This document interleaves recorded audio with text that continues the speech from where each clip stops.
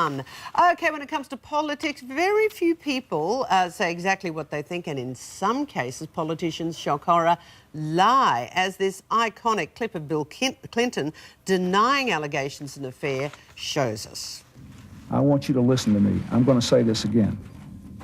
I did not have sexual relations with that woman, Miss Lewinsky.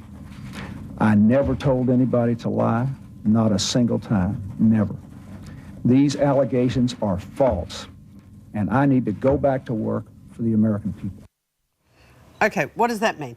But is it possible to separate fact from fiction, no matter what we hear, what the person says, what are his thoughts, and what other leaders have to face up to in public for his take? Body language expert Allan Pease. Good morning, Allan. Good morning, KerriAnne. Look, we've seen that before. Your view again, and just particularly, what does that mean? Well, that's what we call a baton signal. In effect, you like to get a stick and hit these journalists on the head for asking this question. So if somebody really bugs you and you'd like to hit them with a stick but you can't, you produce a finger stick and you start to talk like this. Unfortunately, what studies have shown with this finger pointing is that when people remember you later, they remember you in very nasty terms and they have the lowest retention of what you actually said. Whereas if you talk with your palms up, they have the highest retention of what you said and they remember you in more glowing terms. Oh, so that's positive, that's negative. That's the worst you can get. And the thing about that Bill Clinton clip is this means no. It's the first human gesture. When you put on the breast to drink, when you had enough, you make that movement. So that's our first learnt gesture. That's why all humans use it. Now, if you feel emotional or no, you shake your head. If you feel yes, you make your head go this way. And he said, I did not have sex with that woman. Now, I did not have sex with that woman looks like I didn't have sex, as opposed to I did not have sex with that woman. Wow. You idiot. Do love that, though. Okay, his successor, George W. Bush. Now, there was a famous shoe-throwing incident. Now, tell me what you glean from his reaction on this one as we roll the vision, because it's that immediate reaction, isn't it, from people? Yeah, that you just can't cover that because it's normal. Now, what are we gleaning from this? Well, it appears to be smiling and laughing. But in fact, what you're seeing is a basic chimpanzee gesture here. Monkeys and chimps have two basic smiles. One was where the corners of the mouth go up and they make a little sound like and humans, we do it too. It's called a play face. Shows that we're friendly, we're not aggressive. That's why when you meet people and they smile at you, you feel okay about them.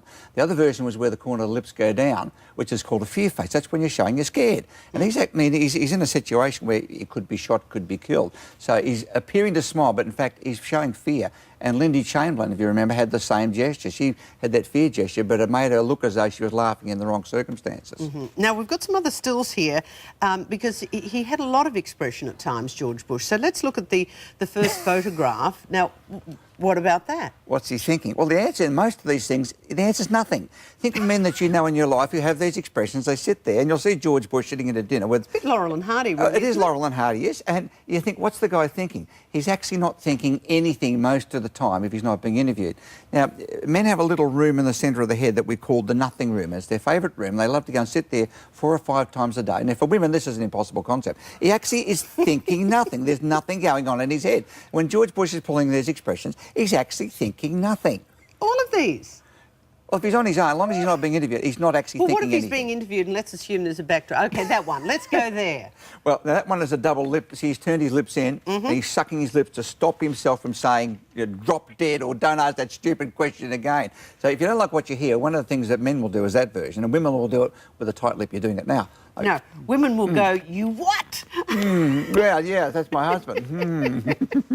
OK, so when you purse your lips in like that, That's a withholding. You are withholding what you're thinking and feeling. Don't say it. Don't say it. So you're holding yourself back. I'm pulling myself back. Now Barack Obama is quite regularly seen with his head in his hands. What do we glean from this? Well, he's got a short attention span. Now, if somebody's interested in what you're saying, the hand will normally rest on the chin or the side of the face, but it just rests. When the head starts to be supported by the hand, then you're getting boredom setting in. So in this version now. Now that's boredom. That's even stopping I can pick that's boredom. I mean, the guy looks human, doesn't he? He does actually look like a human being.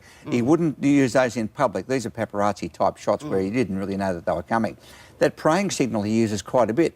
And if he doesn't want to speak, he'll put the praying in front of his mouth. OK. Remember when you were a kid, someone did that? Yeah. To stop if you do that, you just sort of... I'm stopping myself from speaking. Don't say anything is what it says. It's almost as good as... Very much the That same. one. And what about one of those? If somebody sort of rests in the head there. Well, if the finger goes up the side of the head, you've got evaluation, but it's critical evaluation. Now, it's on the chin, and the head's tilted. It's more thinking, oh, that's good, that's interesting. Now I don't like it. Now I'm going to fall asleep. Now I am asleep. And that's the process in which it goes. Australian politics, no different to international politics. And the other night on Q&A, Kevin Rudd was on. Now, a bit explosive because he's caused a few ructions by disclosing information, personal, confidential cabinet discussions.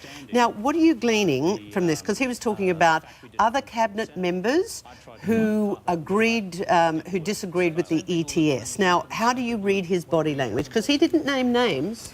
Well, he didn't have to name names because Julie Bishop said, oh, I'll tell you who the people are. Then she went through a name, Gillard and Swan and one other. So when she did that, his face actually dropped, because I don't think he was expecting her to fill in the gaps to say these are the names, because that means the whole thing was sprung, including the people who were playing it. Well, let's rerun that vision of him so we can go through those physical expressions where he sits back and he has various expressions with it. So you can see him, and it's all shot live. He's talking with his palms in upward position, which he did most of the night for that too, which is something that he can do regularly and make himself look good. He only turned his palm over and talked with the palm down when he talked to the guy on his right, the professor, who was obviously getting up his nose regularly. See, and that laugh there. And his palms up again, I see. Yeah, well, that was a fear face he showed then. The corners of the mouth went, he smiled, but the mouth went down. You can't actually do this. You've got to be feeling the emotions for that gesture to take place. Try and do it. Try and smile with your corners down. You can't do it. So it's a fake smile. You're expected to smile, but you're not. Yeah, this doesn't bother me one bit, but I'm really terrified is what his brain is saying. Okay. What do I do now? Julia Gillard, the Prime Minister, yesterday, the day after, responded to how do you feel about Kevin Rudd naming these names, and her predictable response, I don't talk about private cabinet discussions. There goes the smile again. Like, smiling, this doesn't bother me one bit. Corners of the mouth are down. She really doesn't want to be asked this question. She knew it was coming. She really did. And the head shaking from side to side at the same time. And she's also got the snooty down the nose look, like, rack off, journalist. Don't really want to see you any longer. But she's also very nervous and scared. She's got the fear face on as well. And the fear face is a dead giveaway for these guys. So fear face is chin up and the corners are down. And down. you see this in monkeys and chimps. So they're about to attack you or run when they do that. They're not happy at all. Can't you be scary to be at a dinner party with? Well, kids under 6 can't tell the difference between a fear face and a smile face, which is why there's so many dog attacks for kids under 6, because dog brings the lips back and shows the teeth, and they mistake that the dog actually wants a hug, and it doesn't. Fascinating, as always. Allan Pease, it's terrific to have you with us, as always. My pleasure. It's really good to have you with us. Okay, Allan Pease joining us.